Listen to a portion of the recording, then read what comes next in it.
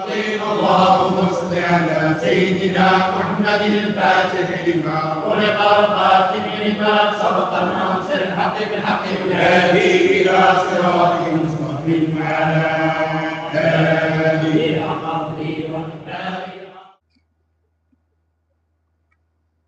السلام عليكم ورحمة الله وبركاته.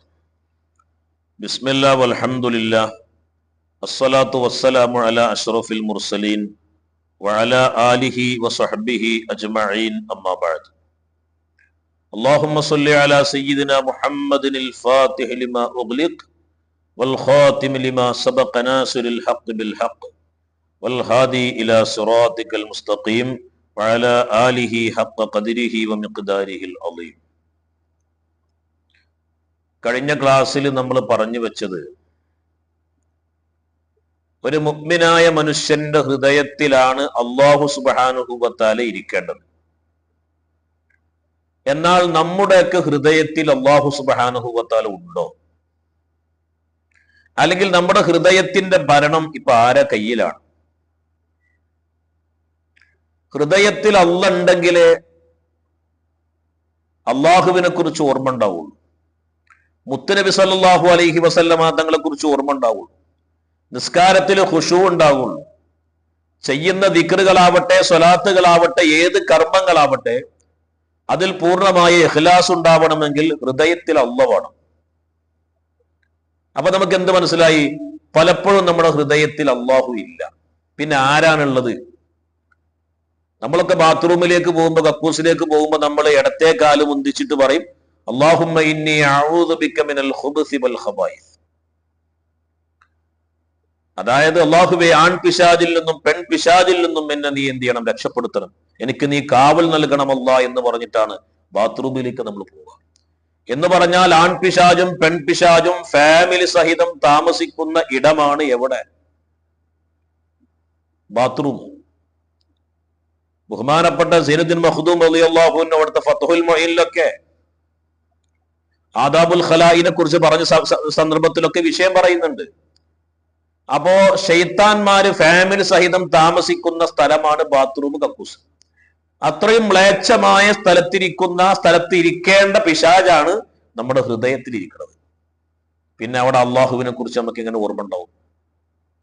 ഇനി നമ്മുടെ ലക്ഷ്യം എന്താണ്? ആ ഹൃദയത്തിന്റെ ചുറ്റുഭാഗത്തും അള്ളാഹുവിനെ മറക്കുന്ന, അള്ളാഹുവിന്റെ ഓർമ്മകളെ ഇല്ലാതെയാക്കുന്ന പിശാചിനെ എങ്ങനെ നമ്മുടെ ഹൃദയത്തിൽ നിന്ന് ഓടിക്കാൻ പറ്റും? നമ്മുടെ ആത്മാവിന് ചുറ്റും വലയം ചെയ്തിരിക്കുന്ന നഫ്സിനെ എങ്ങനെ ഇല്ലായ്മ ചെയ്യാൻ നമുക്ക് കഴിയും? അതിനെ ഹിംസിക്കാൻ, അതിനെ കരിച്ചു കളയാൻ എന്താണ് മാർഗം? ബഹുമാന്യരായ അള്ളാഹുവിന്റെ ആരിഫീങ്ങൾ പറയുന്നുണ്ട്, ഒരു മനുഷ്യനെ അള്ളാഹു തആല സംവിധാനിച്ചത് രണ്ട് ലോകത്തുനിന്നും കൂടി സമന്വയിച്ചിട്ടാണ്. ഒരു മനുഷ്യൻ രണ്ട് ലോകത്തെ പ്രൊഡക്റ്റാണ്. ഒന്ന് ആലമുൽ ഗൈബ്, അദൃശ്യമായ ലോകം. രണ്ട് ആലമു ഷഹാദ, ദൃശ്യലോകം. അദൃശ്യലോകം ആലമുൽ ഗൈബ്, അതിൽ നിന്നാണ് അല്ലാഹു സുബ്ഹാനഹു വ തആല നമ്മുടെ ആത്മാവിനെ പടച്ചിട്ടുള്ളത്. ആലമു ഷഹാദയാകുന്ന ഈ ദൃശ്യലോകത്തു നിന്നാണ് അല്ലാഹു തആല ഈ ബോഡിയെ പടച്ചിട്ടുള്ളത്. എന്ന് പറഞ്ഞാൽ ഈ ശരീരം ഈ നാട്ടുകാരനും ആത്മാവ് പുറം നാട്ടുകാരനുമാണ്. ഈ ബോഡി ആലമുൻ നാസൂത്തിന്റെ പ്രൊഡക്റ്റ് ആണെങ്കിൽ ആത്മാവ് ലാഹൂത്തിയായ ലോകത്തിന്റെ പ്രൊഡക്റ്റാണ്. ആ ഒരു മനുഷ്യൻ എന്ന് പറയുന്നത് രണ്ട് ലോകത്തൊന്നും കൂടി സമന്വയിച്ചുകൊണ്ടാണ് അല്ലാഹു തആല പടച്ചിട്ടുള്ളത്. ഇനി നമ്മൾ ശ്രദ്ധിക്കേണ്ട ഒരു കാര്യം, ഈ ഭൂമിയിൽ നിന്ന്, ഈ ആലമു ഷഹാദയാകുന്ന ഭൂമിയിൽ നിന്ന് അല്ലാഹു തആല പടച്ച ഈ ശരീരത്തിനക്ക് ദാഹം ഉണ്ടാകാറുണ്ട്, വിശപ്പുണ്ടാവാറുണ്ട്, ഒരു പ്രായം എത്തിക്കഴിഞ്ഞാൽ ഒരു ഇണയിലേക്ക് ആവശ്യം ഉണ്ടാകാറുണ്ട്. അതൊക്കെ ഈ ബോഡിയുടെ ആവശ്യങ്ങളാണ്. ദാഹിക്കുന്ന സമയത്ത് നമ്മൾ വെള്ളം കുടിക്കും, വിശക്കുന്ന സമയത്ത് ഭക്ഷണം കഴിക്കും. അതുപോലെ തന്നെ ഒരു പ്രായം എത്തിക്കഴിഞ്ഞാൽ നമ്മൾ കല്യാണം കഴിക്കും. അതൊക്കെ ഈ ബോഡിയുടെ ആവശ്യങ്ങളാണ്. എന്നാൽ ഇതേ ആവശ്യങ്ങൾ അല്ലാഹുവിന്റെ ആരിഫീങ്ങൾ പറയുന്നു, ഇതേ ആവശ്യങ്ങൾ ആർക്കുണ്ട്? ആത്മാവിനുക്കും ദാഹമുണ്ട്, ആത്മാവിനുക്കും വിശപ്പുണ്ട്, ആത്മാവിനുക്കും ഒരു ഇണയിലേക്ക് ആവശ്യമുണ്ട്. പക്ഷേ ആത്മാവ് ഇപ്പോ ദാഹിച്ചിക്കണോ? ആത്മാവിനിപ്പോ വിശക്കുന്നുണ്ടാവോ? ആത്മാവിനൊക്കെ ഇപ്പൊ ഒരു എണ്ണ ആവശ്യമുണ്ടോ എന്നുള്ളത് നമ്മൾ ആരും ശ്രദ്ധിക്കാറില്ല. എന്താണ് അള്ളാഹു സുബ്ഹാനഹു വ തആല സംവിധാനിച്ച ഈ ആത്മാവിനിക്കുള്ള വെള്ളം എന്താണ്? ദിക്റുല്ലാഹി, അല്ലാഹു സുബ്ഹാനഹു വ തആലക്ക് ദിക്ർ ചെല്ലലാണ്. ദിക്റാണ് ഒരു മനുഷ്യന്റെ ആത്മാവിന്റെ വെള്ളം.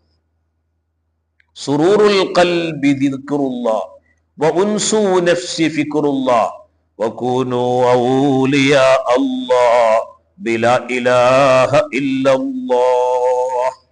ലാ ഇലാഹ ഇല്ലല്ലാഹ് എന്ന ദിക്റാണ് ഒരു മനുഷ്യന്റെ ആത്മാവിനിക്കുള്ള വെള്ളം. ഇനി ഇവിടെ ചിന്തിക്കേണ്ട ഒരു കാര്യം, നമ്മൾ മാത്രമാണോ ഈ ദിക്റ് ചെല്ലുന്നത്? അല്ല. ഈ ലോകത്ത് അല്ലാഹു സുബ്ഹാനഹു വ തആല സംവിധാനിച്ച എല്ലാ ജീവികളും അല്ലാഹുവിനെ സ്മരിക്കുന്നുണ്ട്. തുസബ്ബിഹു ലഹു സ്സമാവാതു സ്സബ്ഉ വൽ അർളു വമൻ ഫീഹിന്ന. സൂറത്തുൽ ഇസ്രായിൽ അല്ലാഹു തആല വളരെ വ്യക്തമായി തന്നെ പറയുന്നുണ്ട്, 7 ആകാശങ്ങളും 7 ഭൂമികളും അല്ലാഹു തആലാക്ക് തസ്ബീഹ് ചൊല്ലുന്നുണ്ട്. അതിലുള്ള സകല ജീവികളും വഇമ്മിൻ ഷൈഇൻ, ഒരൊറ്റ വസ്തുക്കളുമില്ല ഇല്ലാ യുസബ്ബിഹു ബിഹംദിഹി, അല്ലാഹു തആലാക്ക് തസ്ബീഹ് ചൊല്ലിയിട്ടല്ലാതെ. പക്ഷേ വലാകില്ല തഫ്ഖഹൂന തസ്ബീഹഹും, ഒരു തസ്ബീഹ് നിങ്ങൾക്ക് എന്ത് ചെയ്യാൻ കഴിയില്ല? മനസ്സിലാക്കാൻ കഴിയില്ല. നമ്മളൊക്കെ നാട്ടിൽ ഒരു മഴ പെയ്താൽ ഈയാമ്പാറ്റുകൾ വരലുണ്ട്. 1 മണിക്കൂറൊക്കെ ചിലപ്പോൾ ആയുസ് ഉണ്ടാവുള്ളൂ. അവർക്കും ഈ ലോകത്ത് നിലനിൽക്കണമെങ്കിൽ ദിക്ർ വേണം. ദിക്റില്ലാതെ അവർക്ക് നിലനിൽക്കാൻ കഴിയില്ല. ഇൻഷാ അല്ലാഹ് ദിക്റിന്റെ വിഷയങ്ങളിലേക്ക് വിശാലമായി നമുക്ക് കടക്കും. അല്ലാഹു തആല തൗഫീഖ് ചെയ്യട്ടെ. നമ്മളെ വിഷയം എന്ന് പറഞ്ഞാൽ നമ്മൾ മാത്രമല്ല ഈ ലോകത്ത് എന്ത് ചെയ്യണത്? ദിക്ർ ചെയ്യണം. ഇപ്പൊ ഷാഫിഈ മദ്ഹബിന്റെ മുഅ്തമദായ മസ്അല പ്രകാരം തവള, ലഫ്ദ എന്ന് പറയുന്ന തവള എന്ന് പറയുന്ന ജീവിയെ കൊല്ലാൻ പാടില്ല, തിന്നാനും പാടില്ല. കൊല്ലാനും പാടില്ല, തിന്നാനും പാടില്ല. റൂഹുൽ ബയാനിലുണ്ട്, ഹയാത്തുൽ ഹയവാൻ എന്ന് പറയുന്ന കിതാബിലുണ്ട്. എന്താണ് അങ്ങനെ നിബന്ധന അല്ലാഹു തആല വെക്കാനുള്ള കാരണം?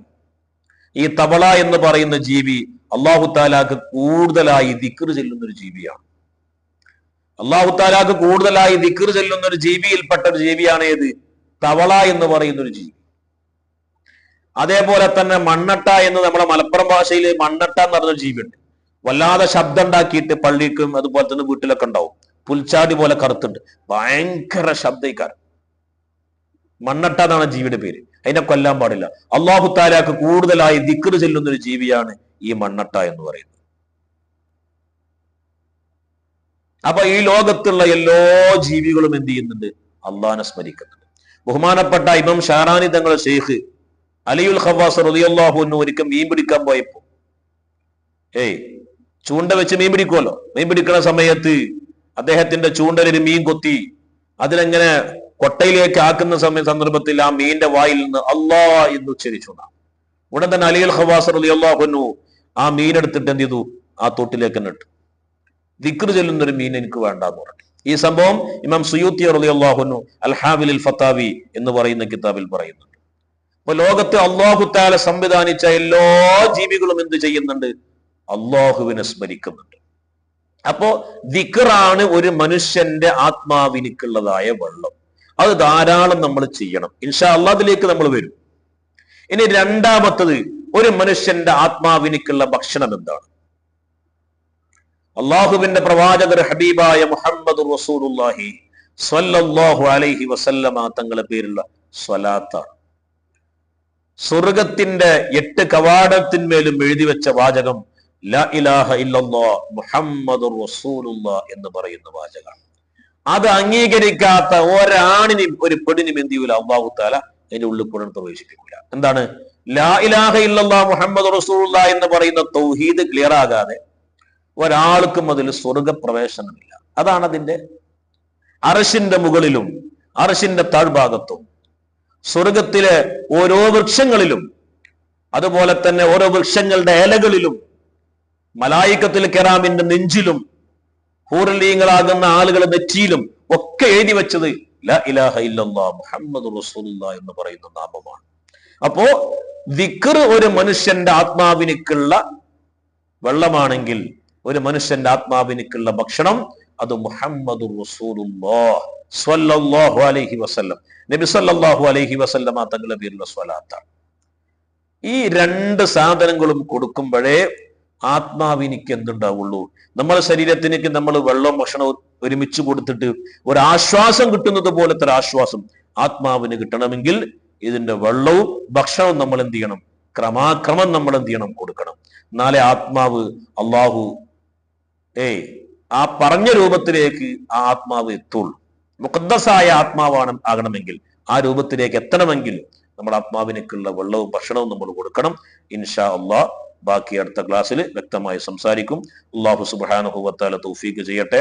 റബ്ബനാ തഖബ്ബൽ മിന്നാ ഇന്നക അൻതസ് സമീഉൽ അലീം വതുബ് അലൈനാ ഇന്നക അൻതത് തവ്വാബുർ റഹീം. അസ്സലാമു അലൈക്കും വറഹ്മത്തുള്ളാഹി വബറകാതുഹു.